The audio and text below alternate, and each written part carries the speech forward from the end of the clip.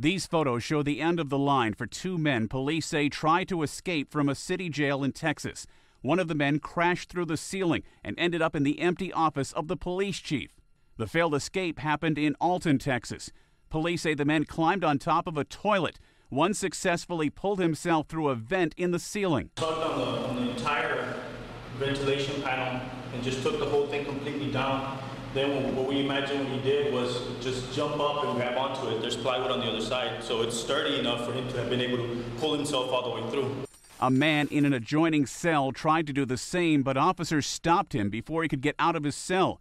It was all seen by a dispatcher monitoring surveillance cameras. The communications officer was doing his job correctly to where he was monitoring at the same time that he was taking care of his other responsibilities, and thus it allowed us to stop it from becoming a more serious problem.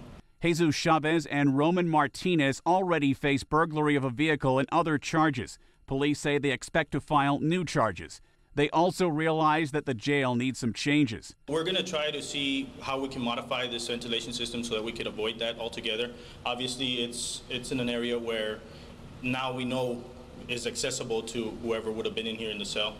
Martinez was injured when he went through the ceiling. He was hospitalized briefly, but is back in jail. Ed Donahue, The Associated Press.